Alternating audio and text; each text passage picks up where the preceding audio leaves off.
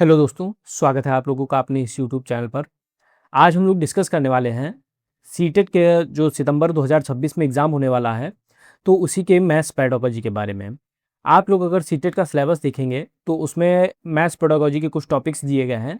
उसमें आज हम लोगों का जो टॉपिक नंबर 1 है, उसका नाम है गणितीय या तार्किक चिंतन की प्रकृति, nature of mathematics and logical thinking. ये आप लोगों का जो है ऑफिशियल सिलेबस है, उसी के अकॉर्डिंग जो पहला टॉपिक है उसको हम लोग डिस्कस करने वाले हैं आज। उसके बाद जो नेक्स्ट टॉपिक है उसको हम लोग डिस्कस करेंगे। इस तरीके से जितने भी पेडागोजी के टॉपिक्स दिए गए हैं उन सभी को हम लोग 1 बाय 1 डिस्कस करेंगे। देन हम लोग जो क्वेश्चंस हैं उनको डिस्कस करेंगे और बाकी जो मैथमेटिकल पोर्शन है उसको भी हम लोग 1 बाय 1 डिस्कस करेंगे। तो आज के लिए जो हमारा पहला टॉपिक है गणितीय या तार्किक चिंतन की प्रकृति, nature of mathematics and logical thinking. तो इसके जितने भी इंपॉर्टेंट बिंदु हैं उनको हम लोग 1 बाय 1 यहाँ पर डिस्कस करेंगे। सबसे फर्स्ट आप लोग देख रहे होंगे गणित का अर्थ, मीनिंग ऑफ मैथमेटिक्स। तो मीनिंग ऑफ मैथमेटिक्स सबसे पहले अगर हम लोग जान लें, गणित जो शब्द है वो भारत में प्राचीन समय में गिनती के लिए गणन शब्द का प्रयोग होता था, उसी से गणित शब्द की उत्पत्ति हुई।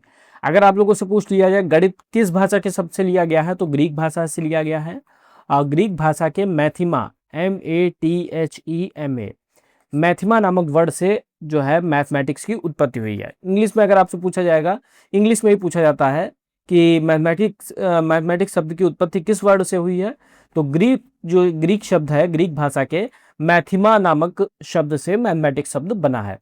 अगर सरल परिभाषा की बात की जाए तो गणित जो है एक टूलबॉक्स की तरह होता है जो मापने के लिए, तौलने के लिए और गिनने के लिए काम में आता है। प्रकृति और व्यवहारिक जीवन की समस्याओं को तार्किक सूझबूझ से हल किया जाता है। यानी जो प्रकृति है या डेली का जो हम लोगों की डेली लाइफ होती है उसमें मैथमेटिक्स को हम लोग तार्किक रूप में सूझबूझ से अपना काम को करने के लिए मैथ का यूज करते हैं। जैसे डेली अगर हम लोग सब्जी लेने जाते हैं तो वहां पर भी मैथ का यूज करते हैं, क्योंकि वहां पर जो भी वस्तु हम लोग खरीद रहे हैं उसका तौलना, पैसे देना या पैसे लेना, यानी लेन देन का जो काम है वो भी मैथ्स के माध्यम से होता है। तो जो डेली का हम लोगों का वर्क है उसको तार्किक रूप से सूझबूझ के साथ करने के लिए मैथ्स का प्रयोग किया जाता है। मैथ में मेनली जो है आप लोगों का मीजरिंग आता है, जिसको मापना कहते हैं। उसके बाद तौलना और गिनना, तीन चीजें आप लोगों की शामिल होती है, मापना, तौलना और गिनना। तो फर्स्ट जो आप लोगों की स्लाइड है, यहाँ से एक इंपॉर्टेंट क्वेश्चन ये बनता है कि मैथमेटिक्स शब्द की उत्पत्ति किस वर्ड से हुई है, तो ग्रीक भाषा के मैथिमा नामक शब्द से हुई है और ये जो है तार्किक सूझबूझ पर काम करता है। मैथ में तीन चीजें आती हैं, मापना, तौलना और गिनना। नेक्स्ट है गणित की प्रमुख परिभाषाएं। तो ये परिभाषा है जो आप लोगों की अक्सर एग्जाम में पूछ ली जाती हैं, उनको हम लोग यहाँ पर डिस्कस करने वाले हैं।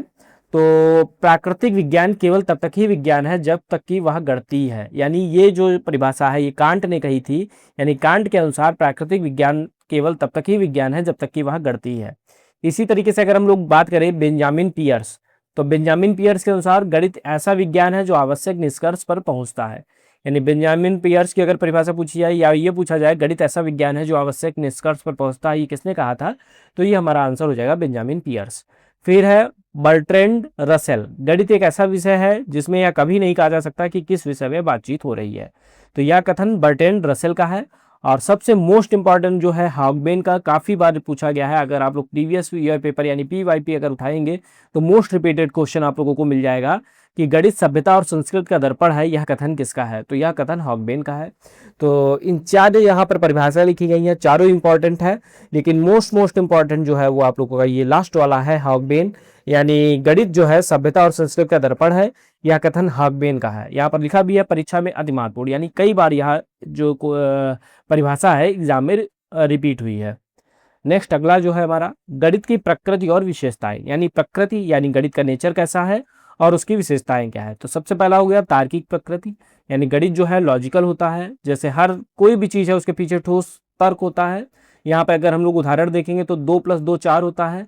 किसी कोई भी कहे कि 2 और 2 5 हो जाता है तो ये बिल्कुल गलत हो जाएगा, क्योंकि 2 और 2 हमेशा 4 ही रहेगा। यानी इसके पीछे का एक लॉजिक है। अगर गुणा किया जाएगा 4 और 5 की तो हमेशा 20 ही आएगा, क्योंकि लॉजिकल है ये, जो तार्किक यानी तार्किक प्रकृति पर काम करता है। इनमें भावनाओं या अनुमान के लिए कोई भी जगह नहीं होती है। इमोशनली आप लोग गणित में कोई भी काम नहीं कर सकते हैं, क्योंकि जो होगा वो एक ठोस तर्क पर ही होगा। जैसे 2 + 2 4 हमेशा 4 होगा, किसी के कहने से भी ये चेंज नहीं होगा। दूसरा क्या है, विशिष्ट भाषा। गणित की विशिष्ट भाषा होती है, जैसे भाग, गुणा, घटाना, जोड़, प्रतिशत, और लेस देन, ग्रेटर देन, इस तरीके से कई सारे साइन आप लोगों ने देखे होंगे, कोष्ठक देखा होगा, इस तरीके से छोटा ब्रैकेट, मझला ब्रैकेट, बड़ा ब्रैकेट, रेखा ब्रैकेट, इस तरीके से जो पद हैं, अवधारणाएं हैं, सूत्र हैं या संकेत हैं, जैसे ए प्लस बी का होल स्क्वायर हो गया, a square plus b square plus 2ab, तो ये जो है हमेशा हर जगह पे ये माने जाएंगे। जैसे यहाँ पर पद, अवधारणा, सूत्र और संकेत दुनिया भर में समझे जाते हैं। अगर आप लिख देंगे ए प्लस बी का होल स्क्वायर, तो ये आपका इंडिया में भी समझा जाएगा, अदर कोई और कंट्री में देखेंगे तो ए प्लस बी का होल स्क्वायर वहां भी सेम रहेगा। डिवीजन, ये इंडिया में भी डिवीजन रहेगा, दूसरी कंट्री में देखेंगे तो वहां पर भी डिवीजन का यही साइन रहेगा। जैसे लाभ हानि है तो इंडिया में भी प्रॉफिट लॉस है, अदर कंट्री में भी प्रॉफिट लॉस है। कोष्ठक, किलोग्राम आदि जो भी है विशिष्ट भाषा, यानी गणित की एक विशिष्ट भाषा है जो कि इंडिया में भी वही है, अदर कंट्री में या कहीं भी देखेंगे वही है। मूर्त से अमूर्त, अवधारणाएं दिखने वाली वस्तुओं से शुरू होकर मानसिक चिंतन की ओर बढ़ती हैं। जैसे कोई बच्चा है, अगर हम लोग फर्स्ट सेकंड की बात करें तो फर्स्ट सेकंड में बच्चों की जो किताबें होती हैं, टेक्स्ट बुक होती हैं, वो चित्रों पर यानी पिक्चर्स पर आधारित होती है, उनमें ज़्यादातर पिक्चर्स होती हैं। अब अगर मैथ की बात की जाए तो अगर 3 है जैसे, तो 3 पेन बने होते हैं, या फिर 3 फल बना दिए जाते हैं, फ्रूट्स बना दिए जाते हैं। जैसे 3 एप्पल की बात की जाए तो पहले बच्चों को नॉलेज दी जाती है सेब को दिखाकर कि 1 सेब है, 2 सेब है, 3 सेब है। जब बच्चा सेब के माध्यम से, फ्रूट के माध्यम से, पेन के माध्यम से समझने लगता है कि ये 3 है, तब उसके बाद उसको गिनती यानी 1 2 3 4 या 1 2 3 4 उसको सिखाया जाता है। तो मूर्त का मतलब होता है जो चीज़ हम लोगों को सामने से दिख रही है, जैसे पेन है, सेब है, या क्लासरूम में उपस्थित जो भी चीज़ें बच्चा देख सकता है। अमूर्त का मतलब होता है जो चीज़ें हम नहीं देख सकते, यानी दिखने वाली वस्तुओं से ना दिखने वाली वस्तु की तरफ जाना। जैसे पहले 3 सेब उसको दिख रहे थे, सेबों की संख्या 3 थी, फिर उसको धीरे धीरे सेब को हटाकर हम लोग 1 2 3 4 उसको अमूर्त रूप से समझाना स्टार्ट करते हैं। तो गणित जो है यहाँ पर इस स्लाइड में हम लोगों की तार्किक प्रकृति है, यानी 2 + 2 4 यहाँ पर भी है, कोई भी चेंज कर इसको चेंज नहीं कर सकता। इसके अलावा विशिष्ट भाषा है, यानी जोड़, घटाना, गुणा, भाग या प्रॉफिट लॉस है, या कोई भी सूत्र है, वो सब इंडिया में भी सेम है, अदर कंट्री में भी सेम है, यानी इसकी जो है लैंग्वेज है स्पेसिफिक होती है। मूर्त से अमूर्त, यानी पहले दिखने वाली चीज़ों से हम बच्चों को अवगत कराते हैं और धीरे धीरे दिखने वाली चीज़ों को हटाकर हम लोग अमूर्त चीज़ों पे लाते हैं। इसका सबसे अच्छा एग्जाम्पल है, आप लोग फर्स्ट सेकंड की बुक देखेंगे तो उसमें पिक्चर्स ज़्यादा रहती हैं, यानी पिक्चर के माध्यम से बच्चों को दिखने जो मूर्त चीज़ें हैं सामने से देखकर सीखता है, उसके बाद धीरे धीरे चित्र गायब हो जाते हैं, अमूर्त रूप से बच्चा सीखने लगता है। नेक्स्ट है अगला, सार्वभौमिकता यानी यूनिवर्सलिटी। तो गणित का ज्ञान स्थान और समय के साथ नहीं बदलता, कोई कहीं भी सत्यापित किया जा सकता है। जैसे मान लीजिए एक त्रिभुज है और त्रिभुज के तीनों अंतःकोणों का योगफल 180 होता है, तो ये जो है हमेशा समय, चाहे आप टाइम के हिसाब से देखें, चाहे आप दूरी के हिसाब से देखें, तो ये हमेशा सेम ही रहेगा। आज भी त्रिभुज के तीनों कोणों का योगफल 180 होगा, कल भी होगा, या आने वाले समय में भी त्रिभुज के तीनों कोणों का योगफल 180 ही रहेगा। ए प्लस बी का whole square, a square plus b square plus 2ab आज भी रहेगा, कल भी रहेगा, और जब तक मैथ आप लोग पढ़ेंगे तब तक की सेम यही फार्मूला चलता रहेगा।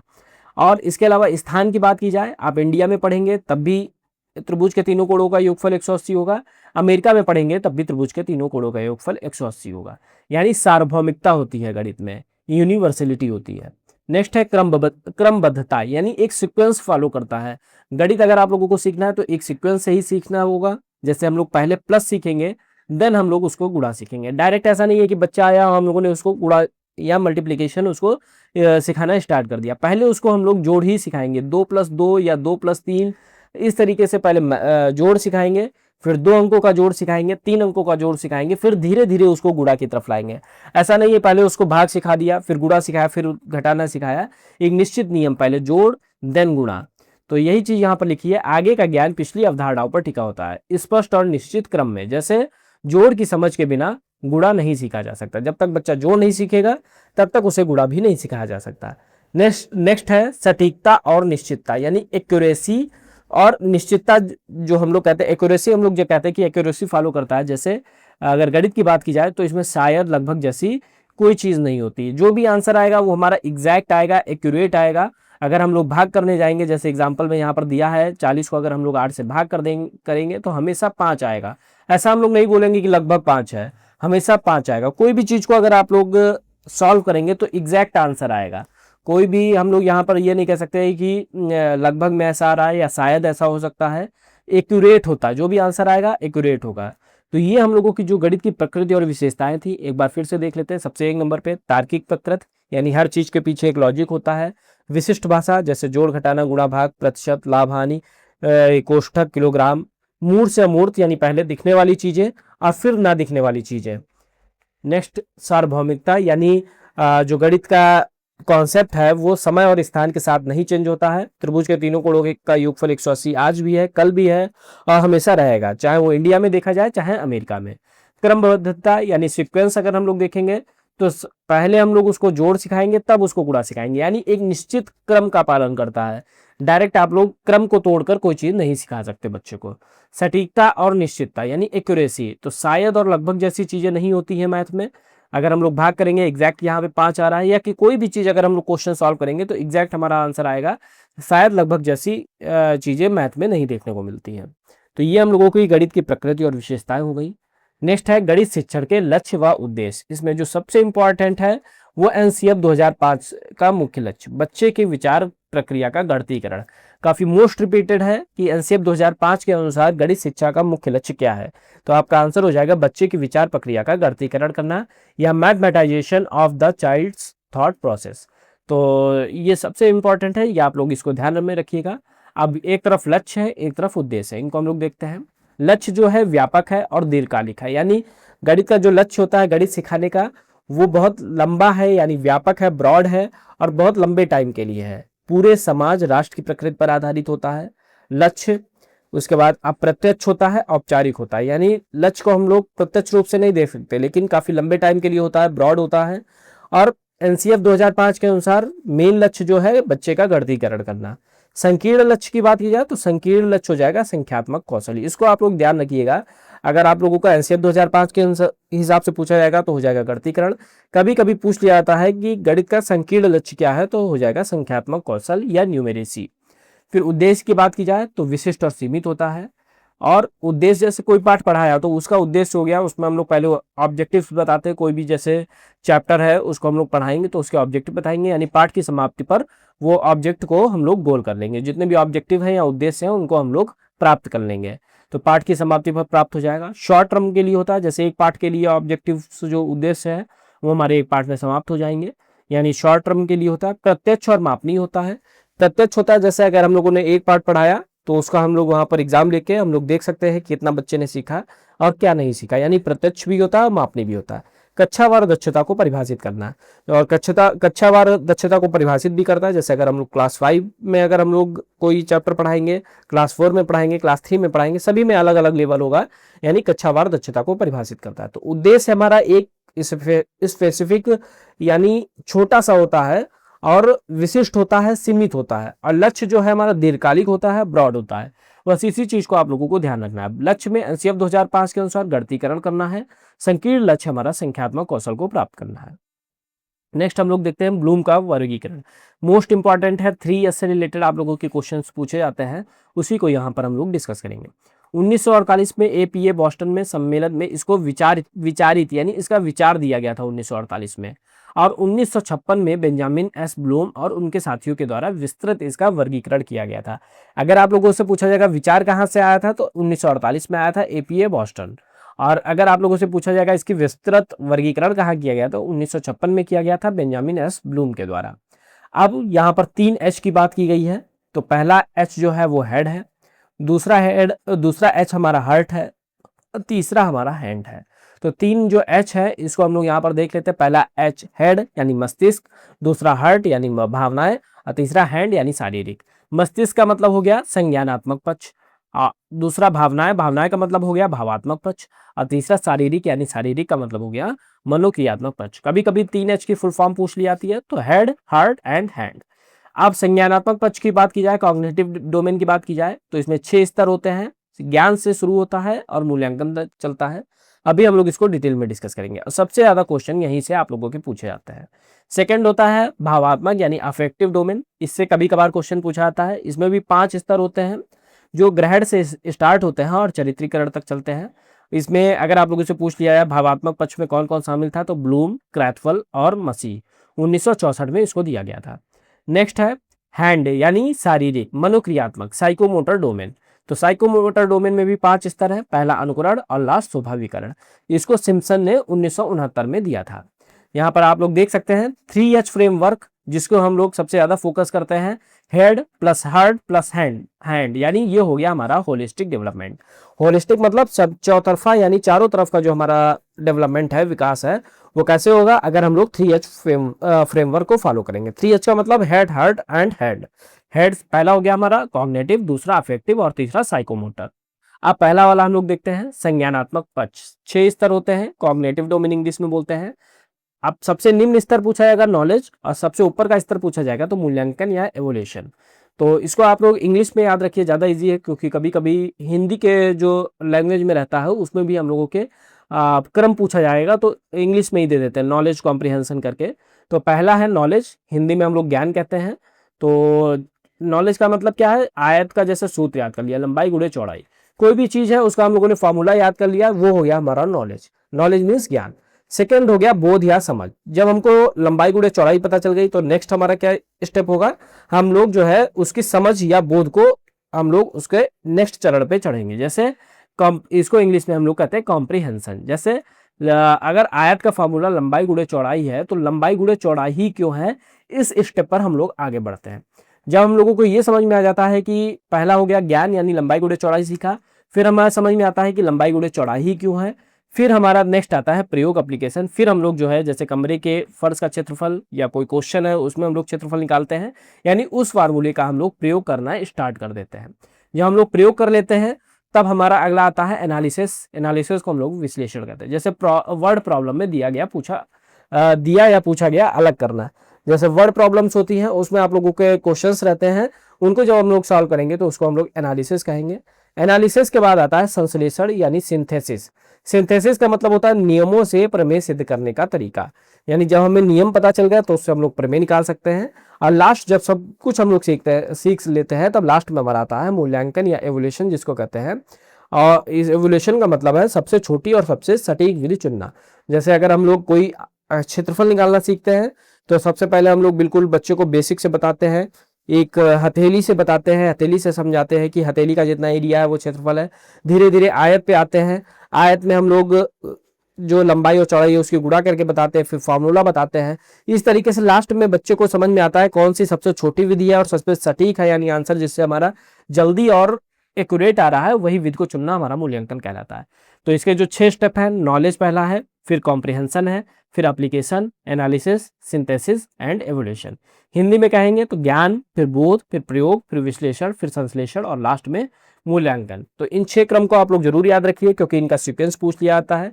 कभी कभी पूछ लिया जाता है निम्न स्तर क्या है, तो निम्न स्तर हमारा ज्ञान हो जाएगा, उच्च स्तर हमारा मूल्यांकन हो जाएगा। बोध में क्या है, जैसे आयत का सूत्र हम लोगों ने याद किया तो ये ज्ञान में आ गया। रटना जो याद करना आ गया तो समझ जाइए आप लोग ज्ञान से रिलेटेड है। समझना जहां पर आ गया वो आपका हो जाएगा बोध यानी कॉम्प्रिहेंशन से रिलेटेड। प्रयोग यानी जहां पर हम उस चीज का अब प्रयोग करने लगे हैं, जैसे कमरे के फर्श का क्षेत्रफल निकाला हम लोगों ने, तो ये हमारा एप्लीकेशन या प्रयोग हो जाएगा। फिर विश्लेषण, जो हमको पता चला उसको विश्लेषित करना है यानी एनालिसिस करना, ये हमारा विश्लेषण में आ जाएगा। फिर जो हमारा नियम आएगा उससे प्रमेय सिद्ध करना, यानी वो संश्लेषण में आ जाएगा। और लास्ट में जो सबसे छोटी विधि है और सबसे सटीक है उसको चुनना हमारा मूल्यांकन में आ जाएगा। तो ये हमारा पहला हो गया संज्ञानात्मक पक्ष, कॉग्निटिव डोमेन। नेक्स्ट है हमारा मनोक्रिया भावात्मक पक्ष। भावात्मक पक्ष मतलब हो गया अफेक्टिव डोमेन। इससे भी क्वेश्चन कभी कभी पूछ लिया जाता है। सबसे पहला यानी सबसे निम्न स्तर है हमारा रिसीविंग, कक्षा में ध्यान से सुनना। जब ध्यान से सुनेंगे तब हम लोग उसका रिस्पॉन्ड देंगे, यानी जवाब देना या कोई चर्चा है उसमें शामिल होना। जब हम लोग रिस्पॉन्ड करेंगे तो रिस्पॉन्ड के बाद हमारा वैल्यू होगा यानी वैल्यूइंग आएगा, यानी गणित को उपयोगी मानना। जब हम लोग सबसे पहले तो कोई चीज मान लीजिए कोई टॉपिक है उसके बारे में सुनेंगे, सुनने के बाद में बच्चा उसमें भाग लेगा। जब भाग लेगा तो उसे गणित की उपयोगिता को पता चलेगा, यानी उसकी वैल्यू को पता चलेगी। जब उसको वैल्यू पता चलेगी तब नेक्स्ट आ जाएगा ऑर्गेनाइजेशन, यानी गणितीय मूल्यों को जीवन से जोड़ना। फिर वो देखेगा कि उसके डेली जीवन में गणित का कहाँ कहाँ पर यूज हो रहा है और डेली जीवन से मैथ को जोड़ने लगेगा। जब जोड़ने लगेगा तब लास्ट में हमारा चरित्रीकरण हो जाएगा, यानी कैरेक्टराइजेशन हो जाएगा, यानी आदत बन जाएगी, बच्चा बिना तर्क किए बात को मानने लगेगा। तो अगर अफेक्टिव भावात्मक पक्ष की बात की जाएगी तो पहला रिसीविंग, रिस्पॉन्डिंग, वैल्यूइंग, ऑर्गेनाइजेशन और कैरेक्टराइजेशन, यानी पहले ग्रहण करना, फिर प्रतिक्रिया देना, फिर अनुमूल्यन, फिर व्यवस्थापन, फिर चरित्रीकरण। अच्छा होगा आप लोग इंग्लिश में याद रखिए, क्योंकि इंग्लिश में कोई भी टर्म इधर उधर नहीं होता है। तो रिसीविंग, रिस्पॉन्डिंग, वैल्यूइंग, ऑर्गेनाइजेशन और कैरेक्टराइजेशन। फिर मनोक्रियात्मक पक्ष यानी साइकोमोटर डोमेन। इसमें सबसे पहला होता है इमिटेशन यानी अनुकरण करना। बच्चा क्या है, पहले क्लास में देखता है टीचर को प्रकार यानी कंपास को पकड़ते हुए, जैसे टीचर पकड़ता है फिर वैसे ही वो पकड़ने का प्रयास करता है। जैसे लिखा है प्रकार पकड़ते देख वैसा करना, यानी इमिटेशन। जैसे जैसे टीचर प्रकार पकड़ता है उसी तरीके से बच्चा प्रकार पकड़ने का प्रयास करता है। फिर नेक्स्ट है मैनिपुलेशन। तो मैनिपुलेशन में निर्देशों से खुद ज्यामितीय आकृतियां बनाना। फिर जो उसे निर्देश मिलते हैं उस तरीके से वो ज्यामितीय आकृतियां बनाता है, या त्रिभुज बनाता है, या वृत्त बनाता है, या अदर जो भी ज्यामितीय आकृतियां हैं उनको बनाता है। फिर नियंत्रण, कंट्रोल, सटीक माप के साथ बिना गलती बनाना। पहले वो बनाएगा तो गलतियां होंगी क्योंकि वो सीख रहा है, फिर धीरे धीरे उसका उस पर कंट्रोल आने लगेगा, फिर वो बिना गलती के चीजों को बनाने लगेगा। फिर नेक्स्ट है समायोजन यानी कोऑर्डिनेशन।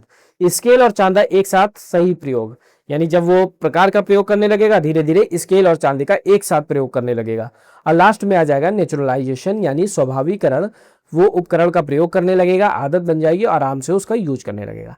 अगर आप लोगों ने देखा होगा तो फर्स्ट वाला जो हमारा था यहाँ पर संज्ञानात्मक पक्ष में, तो सारा हर जगह हमारा माइंड का यूज हो रहा है।